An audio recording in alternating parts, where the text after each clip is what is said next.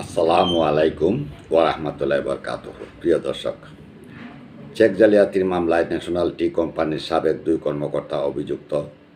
National tea কোম্পানির সাবেক অর্থ কর্মকর্তা কেরামত আলী ও সাবেক ভারপ্রাপ্ত ব্যবস্থাপনা পরিচালক এমডি মোহাম্মদ মুসার বিরুদ্ধে চেক জালিয়াতির অভিযোগ সন্দেহাতীতভাবে প্রমাণিত হয়েছে বলে জানিয়েছে পুলিশের অপরাধ তদন্ত বিভাগ পিবিআই।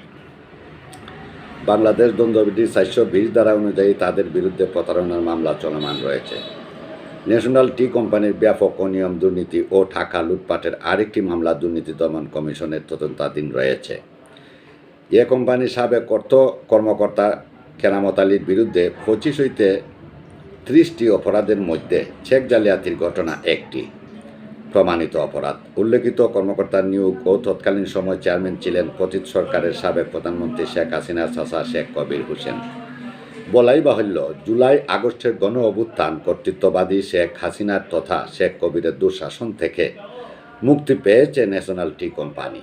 চেয়ারম্যান হিসাবে শেখ কবির হোসেনের নেতৃত্বে প্রতারণা ক্রমেই রূপ নিয়েছিল নিপীড়ন, নির্যাতন, বঞ্চনা আর শোষণে। 1978 সালে স্বায়ত্তশাসিত প্রতিষ্ঠান হিসাবে প্রতিষ্ঠিত হলেও সংবিধিবদ্ধ সংস্থার পরিচালনা পর্ষদ ও ব্যবস্থাপনা পর্ষদ রয়েছে।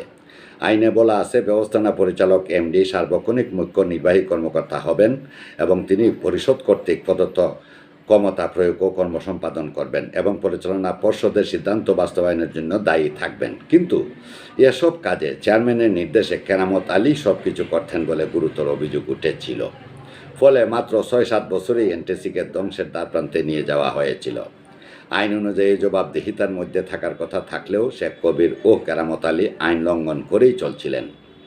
বিস্তৃত সূত্রে জানা গেছে, অভিযুক্তদের বিরুদ্ধে চেক জালিয়াতির অভিযোগের প্রেক্ষিতে ইউনিয়ন পরিষদ থেকে আনুষ্ঠানিকভাবে সমন জারি করা হয়েছে। মামলার তদন্তে পিবিআই নিশ্চিত হয়েছে যে তারা প্রতারণার মাধ্যমে আর্থিক সুবিধা নিয়েছেন এবং প্রতিশ্রুতি অনুযায়ী চেকের অর্থ পরিশোধ করেননি।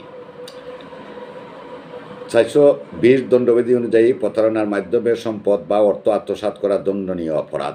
এই ধারায় অভিযুক্ত ব্যক্তির সর্বোচ্চ 7 বছর পর্যন্ত কারাদণ্ড অথবা অর্থদণ্ড বা উভয়দণ্ড হতে পারে। আইন বিশেষজ্ঞদের মতে, যদি আদালতের বিচারে অভিযুক্তদের দোষী প্রমাণিত হয় তবে তারা কঠোর শাস্তির মুখোমুখি হতে পারেন। মামলার পরবর্তী শুনানির তারিখ 13 মার্চ বৃহস্পতিবার সকাল 11টায় ঘোষণা করা হয়েছে।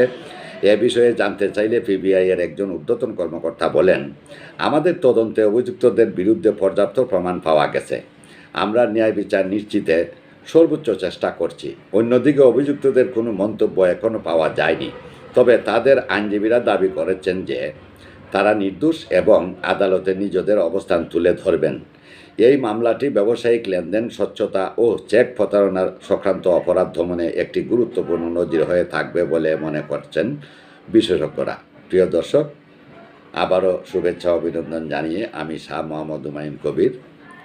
এই চ্যানেলের যদি আপনি একেবারেই নতুন হয়ে থাকেন তাহলে চ্যানেলটি সাবস্ক্রাইব করুন এবং আমাদের সঙ্গে থাকুন।